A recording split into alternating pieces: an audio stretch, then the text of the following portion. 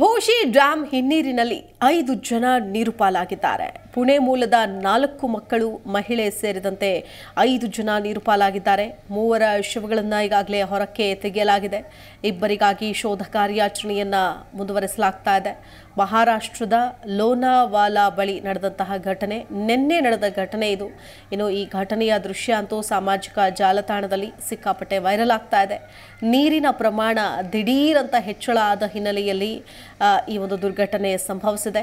ರಕ್ಷಣಾ ಸಿಬ್ಬಂದಿ ಕಳೆದ 2 ದಿನಗಳಿಂದಲೂ ಕೂಡ ಲೋನಾವಾಲಾ ಪ್ರದೇಶದಲ್ಲಿ ಭಾರೀ ಮಳೆ ಹಿನ್ನೆಲೆಯಲ್ಲಿ ಜೋಶಿ ಡ್ಯಾಂನಿಂದ ಹೊರಹರಿವು ಹೆಚ್ಚಳ ಆಗಿತ್ತು. ರಕ್ಷಣಾ ಸಿಬ್ಬಂದಿ ಕೂಡ ಈಗಾಗಲೇ ಶವಗಳನ್ನು ಹುಡುಕುವಂತಹ ಕೆಲಸವನ್ನ ಮಾಡ್ತಾ ಇದ್ದಾರೆ. 3 ಜನರ ಶವ ಸಿಕ್ಕಿದೆ, ಇನ್ನಿಬ್ಬರ ಶವ ಇನ್ನೂ ಕೂಡ ಪತ್ತೆಯಾಗಿಲ್ಲ. ನೋಡಿ, 5 ಜನ ನೋಡ್ತಾ ಇದ್ದಂತೆಯೇ ಪ್ರವಾಹದ ರೀತಿಯಲ್ಲಿ ಬಂದಂತಹ ನೀರಿಗೆ ಕೊಚ್ಚಿಕೊಂಡು, ಆ ನೀರಿನ ರಭಸಕ್ಕೆ ಕೊಚ್ಚಿಕೊಂಡು ಹೋಗಿ ಸಾವಿಗೀಡಾಗ್ತಾರೆ. ನಿನ್ನೆ ನಡೆದಂತಹ ಘಟನೆ ಮಹಾರಾಷ್ಟ್ರದ ಲೋನಾವಾಲಾದಲ್ಲಿ ನಡೆದಂತಹ ಈ ದುರ್ಘಟನೆ.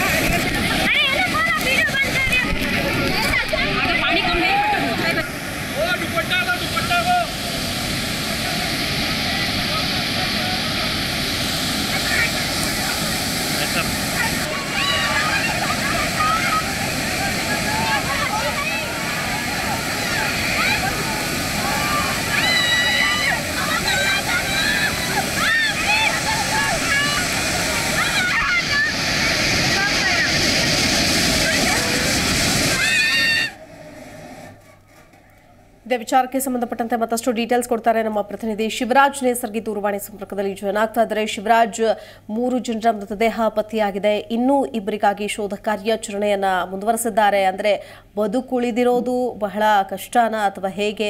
ಶೋಧ ಕಾರ್ಯಾಚರಣೆ ಯಾವ ರೀತಿಯಾಗಿ ನಡೀತಾ ಇದೆ?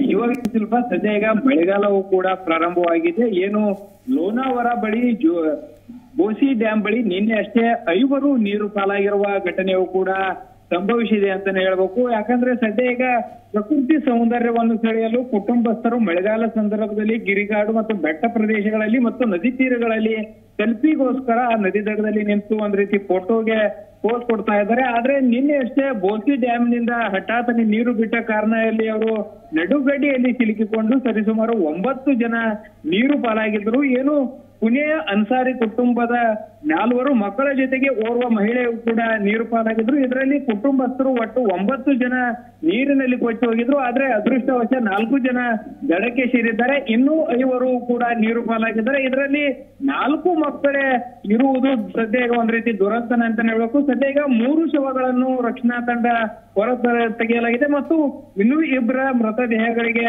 ಹುಡುಕಾಟವನ್ನು ನಡೆಸಿದ್ದಾರೆ. ಶಿಲ್ಪ, ಇಲ್ಲಿ ಓಕೆ, ಧನ್ಯವಾದ ಶಿವರಾಜ್ ಡೀಟೇಲ್ಸ್ಗಾಗಿ.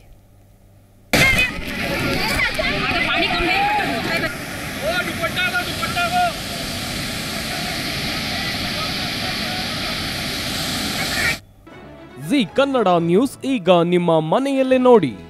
ಎಲ್ಲ ಕೇಬಲ್ಗಳಲ್ಲಿ ಈಗ ಲಭ್ಯ.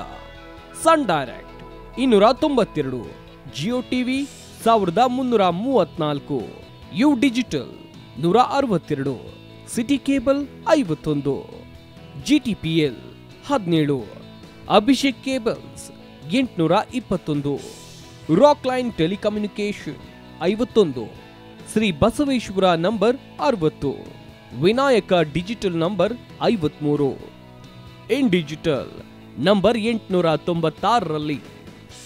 ನಿಮ್ಮಿಸ್ತದ ಜಿ ಕನ್ನಡ ನ್ಯೂಸ್ ನೋಡಿ ಆನಂದಿಸಿ.